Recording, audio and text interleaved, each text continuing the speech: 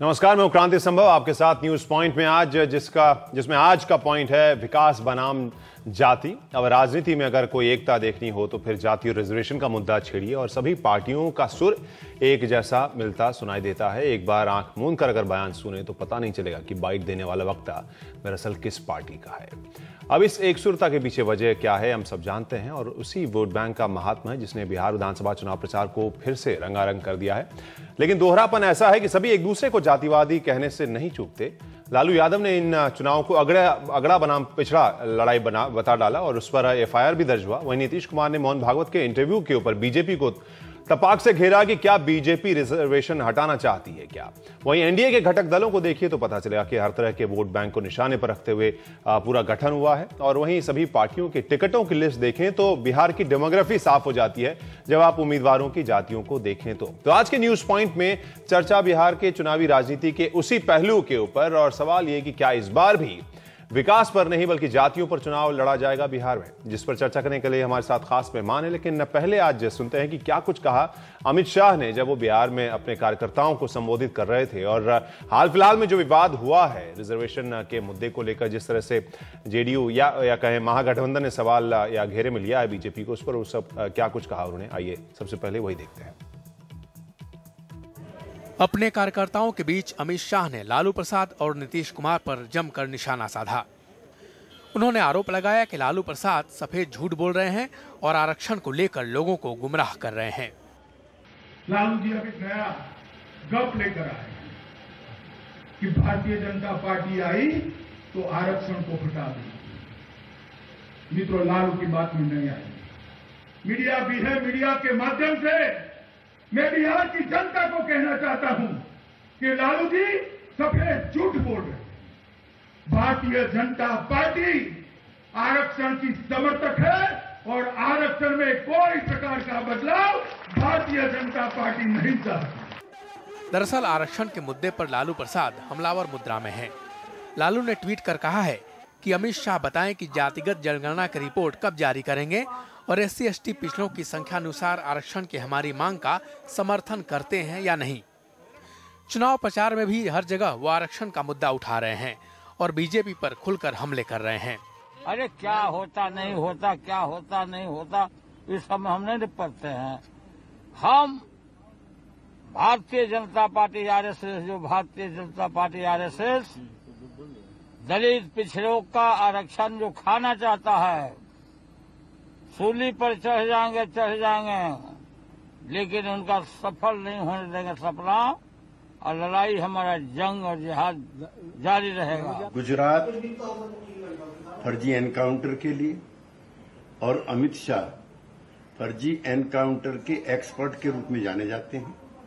बिहार में वो political encounter करने गए हैं जिसमें उनको असफलता हाथ लगेगी। वैसे रविवार को भी अपने बेटे तेजस्वी यादव के चुनाव क्षेत्र में लालू यादव ने यादव समाज से एकजुट होकर वोट देने की अपील की थी। ये लड़ाई है गरीब लोगों। हालांकि आरजेडी की सहयोगी जेडीयू ने लालू के बयान से खुद को अलग कर लिया है, लेकिन बीजेपी की तरफ से भी इसी तरह का एक बयान जरूर आया। केंद्रीय मंत्री गिरिराज सिंह ने यह कह दिया कि बिहार में पिछड़ी जाति का ही सीएम होगा। बिहार में कोई एनडीए का मुख्यमंत्री सवर्ण नहीं होगा, पहली बात। दूसरी बात, पिछड़े का मतलब क्या होता है? लालू जी का ससुर, लालू जी की सरहद, लालू जी के साला, लालू जी की पत्नी, लालू जी की बेटी, लालू जी का बेटा। राघोपुर में सतीश यादव पिछड़ा नहीं होगा? उन्हीं का बेटा पिछड़ा कहलाएगा? साफ है, सभी दल समझ रहे हैं कि पिछड़े, अति पिछड़े और दलित वोटों की इस चुनाव में क्या अहमियत है। इसलिए इन वोटों को अपनी तरफ करने के लिए चुनाव के दौरान बयानबाजी और ज्यादा तीखी हो सकती है। पटना से मनीष कुमार की रिपोर्ट, NDTV इंडिया। और इस पर चर्चा करने के लिए हमारे साथ स्टूडियो मौजूद हैं अभय कुमार दुबे साहब, जो एडिटर हैं CSDS के, और साथ में प्रवक्ता हैं बीजेपी के संबित पात्रा साहब, जो जुड़ रहे हैं हमारे साथ लाइव। संबित जी, सबसे पहले आपसे सवाल करना चाहेंगे। हालांकि दर्शकों को बता दें कि हमारे साथ पवन वर्मा भी जुड़ेंगे, जो सांसद हैं JDU के, और इसके अलावा RJD के प्रवक्ता भी चितरंजन गगन साहब से हम जुड़ने की कोशिश करेंगे। लेकिन संबित जी, सबसे पहला सवाल आप ही से कहेंगे। अचानक से लगातार सफाई पे सफाई आ रहा है रिजर्वेशन के मुद्दे पर, इतना आक्रामक तरीके से सफाई देने की क्यों जरूरत पड़ गई बीजेपी को? नहीं, सफाई नहीं है, ये सत्य बताया जा रहा है। देखिए, आदरणीय मोहन भागवत जी के स्टेटमेंट को जिस तरह से उछाला गया गलत तरीके से, स्वाभाविक रूप से उस पर राजनीति करने की कोशिश कुछ लोगों ने की है। जिनके पास कोई मुद्दा नहीं है वो उस पर राजनीति कर रहे हैं। पहली बात तो ये समझने की आवश्यकता है कि मोहन भागवत जी ने किस विषय को लेकर ये टिप्पणी की थी। दीनदयाल उपाध्याय जी की जन्मतिथि थी 25 सितंबर, जो कि बीत गया। उस अवसर पर वो एक इंटरव्यू दे रहे थे।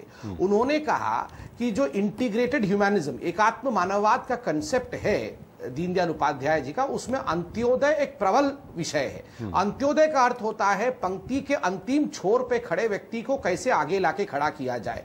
तो ये तो पिछड़े और दलितों को सबल बनाने की बात है। उन्होंने कहा कि वर्तमान की रिजर्वेशन पॉलिसी के ऊपर टिप्पणी होनी चाहिए। उन्होंने करंट रिजर्वेशन पॉलिसी पे कहीं भी टिप्पणी नहीं। उन्होंने ये तो कहा ना कि बड़ी बात एक ऐसी समिति होनी चाहिए जो ये तय करे कि कितने दिनों तक रिजर्वेशन किसे मिले। ये तो उन्होंने बात कही थी। जो हमने अलग अलग ट्रांसलेशन और अंग्रेजी वाला जो भी इंटरव्यू हमने पढ़ा, उसमें ये लाइन तो उसका जिक्र था ही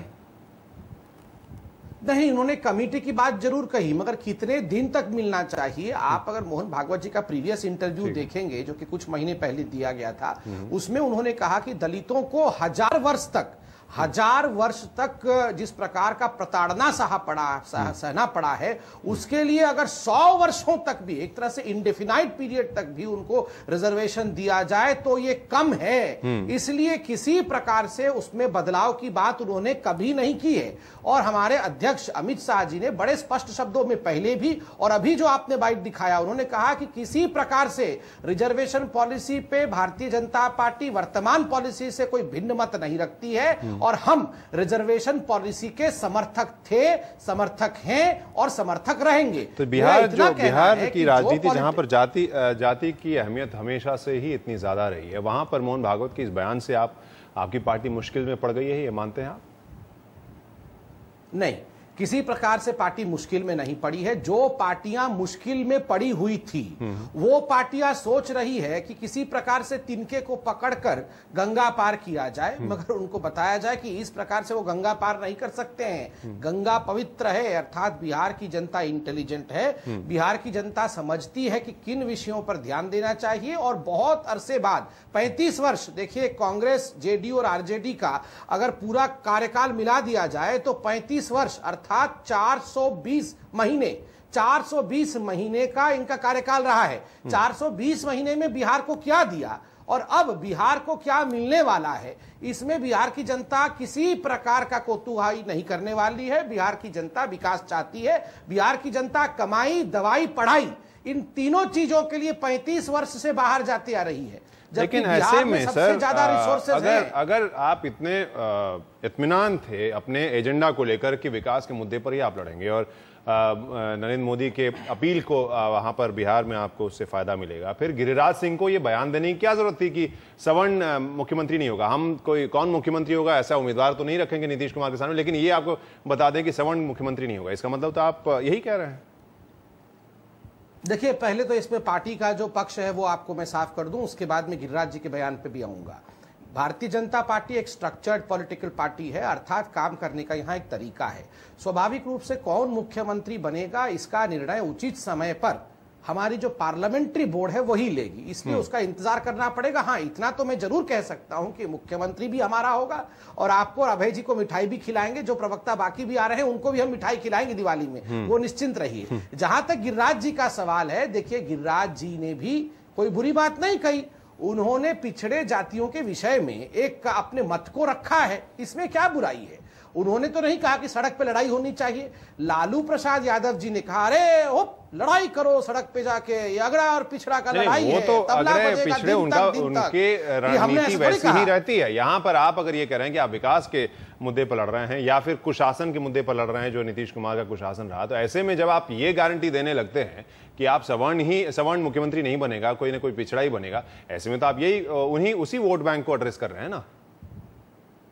नहीं, ये वोट बैंक को कोई एड्रेस करने वाली बात नहीं है। हर प्लेटफॉर्म में हमने एक ही चीज कहा है कि विकास ही हमारा मुद्दा है, और जिस बिहार को कमाई पढ़ाई और दवाई के लिए हमेशा से बिहार से बाहर जाना पड़ा है, उस बिहार में हम कमाई दवाई पढ़ाई सड़क बिजली पानी इसकी राजनीति करेंगे। ये पॉजिटिव और सकारात्मक राजनीति करेंगे। आप देखिए, जहां तक गिरिराज जी का बयान है, जिस राज्य में मुख्यमंत्री ने अपने जीतन राम मांझी को, जो कि एक महापिछड़े वर्ग से आते हैं, उनको आम और लीची तक नहीं खाने दिया जाता है, उनके पेड़ों पर पहरा लगा दिया जाता है, क्या वहां पिछड़े वर्ग को आश्वस्त नहीं करना चाहिए? बिल्कुल करना चाहिए। उनका एक व्यक्तिगत मत है, इसमें कोई बुराई नहीं है। चलिए, हमारे साथ पवन वर्मा जी भी जुड़ रहे हैं। पवन जी, यहाँ पर विकास के मुद्दे की बात लगातार हो रही थी। नीतीश जी जिस तरह से कह रहे थे कि वो बिहार के विकास के मुद्दे पर जनता के सामने जाएंगे वोट लेने के लिए, लेकिन जहां मुद्दा आया यहाँ रिजर्वेशन के ऊपर एक बयान का, तुरंत से बिहार की राजनीति जातिगत जो बयानबाजी में एक बार फिर से उलझती हुई दिखाई दे रही है। देखिए, विकास तो हमारा केंद्रित मुद्दा है और उसका ठोस सबूत जमीन पर है। पिछले 10 साल की उपलब्धियां हैं जिन्होंने लोगों की जिंदगी में परिवर्तन किया है, लोगों की जिंदगी को छुआ है। किसी भी क्षेत्र को ले लीजिए, जो बिहार में जो काम हुआ है वो दिखता है। और आगे के लिए जो नीतीश कुमार के साथ निश्चय हैं, वो एक सुयोजित ढंग से बजट्स प्लान करके, टाइम फ्रेमवर्क प्लान करके आगे इम्प्लीमेंट होंगे, अगर एक बार फिर से अवसर दिया जनता ने नीतीश कुमार को। तो विकास तो हमारा केंद्र में है मुद्दा। जहां तक आरक्षण की बात है, ये बहुत साफ मैं कर देना चाहता हूं कि आर्थिक विकास और सामाजिक न्याय एक सिक्के के दो पहलू हैं,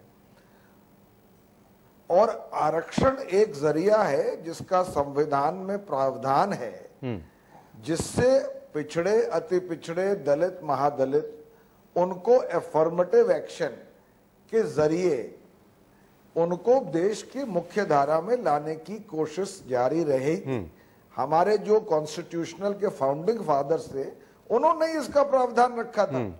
अब जब मोहन भागवत जी का बयान आता है कि आरक्षण के ऊपर समीक्षा होगी, और ये समीक्षा कॉन्स्टिट्यूशन से हटके, सांसद से हटके, सुप्रीम कोर्ट से हटके एक किसी कमेटी के जरिए से होगी, तो एक अगर हमारे मन में ये एप्रीहेंशन या इन्फ्लुएंस हमारे मन में हो कि इनकी मंशा क्या है, और ये सर्वोसर्वा है, सरसंचालक आरएसएस के, बीजेपी आरएसएस परिवार के सर्वोसर्वा है, जो वो कहते हैं वो बीजेपी करती है। लेकिन जो सफाई दी है बीजेपी, वो आपके लिए वैलिड नहीं है, आप उसे नहीं मान रहे हैं। जो बीजेपी सफाई दे रही है उससे आप संतुष्ट नहीं है? जी, फिर नहीं, बीजेपी उसके बाद आरएसएस, बीजेपी सबने ये सफाई दी है इस इंटरव्यू के बाद, लेकिन आप वही मैं पूछ रहा हूं कि जेडीयू और आरजेडी को तुरंत इसके ऊपर आप लोग एकदम आक्रामक हो गए इस मुद्दे को, क्योंकि वही फाइनली उसी मुद्दे के ऊपर वापस चले गए, जातिगत जो पॉलिटिक्स खेला जाता रहता है। मैं आपसे यही निवेदन कर रहा हूं, मैं आपसे यही निवेदन कर रहा हूं कि इनको अब सफाई देना, खतावार समझेगी दुनिया तुझे, बस इतनी भी ज्यादा सफाई ना दे। अब तो सफाई तो देने की कोशिश है, क्योंकि चुनाव जीतना है। किसी भी षड्यंत्र से, कोई भी रणनीति से किसी तरह बिहार को जीतने की कोशिश है, वैसे इनकी चुनावी नैया डूब चुकी है। परंतु जो सरसंचालक आरएसएस का कहता है, आज तक मुझे आप कोई मिसाल दिखाइए जहां बीजेपी ने उस बात की को माना ना हो। तो इसलिए आप ये आरक्षण को समीक्षा जो चाहते हैं, वो इस मंशा से चाहते हैं कि आरक्षण समाप्त किए जाए, और जो पिछड़े वर्ग हैं, अति पिछड़े, दलित, महादलित, ये उनके लिए इससे उनको आहत पहुंची है, और हम इसका विरोध करते हैं। नहीं, यहाँ पर इस पूरे बयान के बाद लालू प्रसाद यादव ने जिस तरह से पूरा मामला अगड़ा बनाम पिछड़ा एक बार फिर से करने की कोशिश की, आप उसे समर्थन दे रहे हैं? आप उसे? पहली बात तो मैं ये कहना चाहता हूं कि आप मूल्यांकन कोई भी कर लीजिए, आकलन कर दीजिए, हर पिछले इलेक्शन में नीतीश कुमार को सारे सामाजिक वर्गों से समर्थन मिला है, चाहे वो अगड़े हों, चाहे वो पिछड़े हों, चाहे वो दलित हों, चाहे वो उनको विकास के मुद्दे पर मिला। नहीं, ठीक है, लेकिन लालू जी तो आपके सहयोगी हैं। परंतु जो लालू जी कह रहे हैं कि अगर आरक्षण को आप बीच में रखें और बीजेपी की मंशा यह है कि उसको समीक्षा करके उसको समाप्त किया जाए, तो ये जो पिछड़े वर्ग के लोग हैं उनको आहत पहुंचाएगा, और इसलिए उन्होंने कहा कि उनके सामाजिक न्याय के लिए इसके लिए लड़ाई करनी होगी। ठीक है। अभी हम सुन रहे थे कि लग रहा था कि जेडीयू ने लालू प्रसाद यादव के उस बयान से किनारा किया। संबित जी, आपकी प्रतिक्रिया लेकर फिर हम अभय जी के पास आते हैं। आप कुछ कहना चाह रहे थे संक्षेप में? देखिए क्रांति जी, दो विषयों को लेकर आपने अभी पूछा पवन जी से कि आप बहुत आक्रामक हो रहे हैं। पूरे इस चुनाव में दो विषयों को लेकर जेडीयू बहुत ज्यादा आक्रामक हुई है। कौन से विषय हैं? एक है डीएनए और दूसरा है जाति। आप बताइए, दोनों नॉन इश्यूज, क्योंकि दोनों में किसी प्रकार की कोई ऐसी टिप्पणी नहीं की गई है जिसमें कि आक्रामक होना चाहिए था। डीएनए की बात पे इन्होंने पता नहीं करोड़ों खर्च करके नाखून, बाल, न जाने क्या क्या कराया, और उसका टेस्ट कराया क्या? कोई जो भेजा यहाँ पे सब नाली में पड़ा हुआ है। नहीं, वो तो सर वो प्रचार पूरा जो पूरी स्ट्रैटेजी थी वो तो तैयार की है आप ही के जो पहले सहयोगी थे। मैं समझाता हूं, मैं आपको 10 सेकंड में समझाता हूं। मैंने बार बार कहा डीएनए मतलब डेवलपमेंट नहीं आया। मैं डॉक्टर हूं, डीएनए का अर्थ होता है डीऑक्सीराइबोन्यूक्लिक एसिड। क्या मोदी जी वहां जाके बोल रहे थे deoxyribonucleic acid? Modi ji political DNA की बात कर रहे थे, मगर इन्होंने अगर डेवलपमेंट किया होता, इन्होंने विकास किया होता, तो डीएनए के बारे में बात नहीं करते, जाति के बारे में अवधारणा गलत नहीं फैलाते। वो बोलते कि देखो हमने सड़क बनाया, देखो हमने बिजली दिया, देखो हमने इतने गांव को बदल दिया। आज वो सब बातें नहीं हो रही है, और जहां नीतीश जी जा रहे हैं वहां लोग मोदी मोदी मोदी कर रहे हैं। आप देख लीजिए, कल नवादा में जो हुआ, परसों बाकी रैली में जो हुआ, हर रैली में चरण पादुकाएं दिखाई जा रही है। क्यों दिखाई जा रही हैं? इन्होंने अगर विकास का चरण स्पर्श किया होता तो उसका नतीजा थोड़े दिन आप बात देख लेंगे। अभय जी, यहाँ पर हम समझना चाहेंगे, जो हम देख रहे हैं पिछले 3, 4, 5 दिनों से जिस तरह से पूरा मुड़ा है, जो पहले विकास के बारे में जोर शोर से बातें हो रही थी, जो अपने नेचुरल स्टाइल ऑफ पॉलिटिक्स जो बिहार में होता है जातिगत, उसके ऊपर खट से सभी पार्टियों ने पलटी मारी है। ऐसा आपको भी लग रहा है? मेरे ख्याल से आपका विश्लेषण बिल्कुल ठीक है। मैं केवल एक दूसरी तरफ थोड़ा सा इसी से मिलती जुलती बात की तरफ इशारा करना चाहूँगा। देखिए, बिहार में भारतीय जनता पार्टी की रणनीति बिल्कुल स्पष्ट रूप से ये थी कि जो ऊंची जातियां हैं, मजबूत जातियां हैं, उनके साथ हम किस तरीके से मोटे तौर पर गैर यादव पिछड़े वर्ग का वोट हम जोड़ सकें। और इत्तेफाक से उनके पास कुछ दलित नेता भी हैं, जिसकी वजह से वो सोचते हैं कि हमें दलित वोट भी मिल जाएगा, लेकिन वो दरअसल शुरू में उनका मुख्य लक्ष्य नहीं थे। जो मोहन भागवत का बयान आया और जो राजस्थान सरकार ने जो कदम उठाया, अगर इन दोनों कदमों को आप मिलाएं और उनकी रोशनी में अगर देखें, तो वो पिछड़े वर्ग की एकता जो है, जो ऊंची जातियों के साथ वो करना चाहते थे, जो कि भारतीय जनता पार्टी की स्वाभाविक समर्थक हैं, उत्तर प्रदेश से लेकर बिहार में आप पिछले 25-30-35 साल के आंकड़े उठाकर देख लीजिए, आपको मालूम पड़ जाएगा। ऊंची जातियां उत्तर प्रदेश और बिहार में भारतीय जनता पार्टी की स्थायी वोट बैंक हैं। उनको उनका 60% से ज्यादा वोट लगातार मिलता है। पिछड़ी जातियों में गैर यादव पिछड़े उत्तर प्रदेश में बड़े पैमाने पर मिलते रहे हैं। बिहार में भी जो इनको आप अति पिछड़ा कहते हैं, अति पिछड़ों का एक बड़ा वोट भारतीय जनता पार्टी की तरफ गिरता रहा है। तो ऐसी स्थिति में ये जो उनकी रणनीति थी, वो इन बयानों से उसकी रणनीति थोड़ी सी अपनी जगह से हिली है। लालू यादव की शुरू से रणनीति ये थी, और महागठबंधन की शुरू से रणनीति ये थी कि किस तरीके से वो मुसलमानों और पूरे समूचे पिछड़े वर्ग की एक बहुत मजबूत एकता स्थापित करें। जितनी वो उसकी एकता स्थापित करेंगे, वो मौका इन दोनों बयानों ने, राजस्थान सरकार के काम ने और मोहन भागवत के वक्तव्य ने, वो लालू यादव को और महागठबंधन को दे दिया।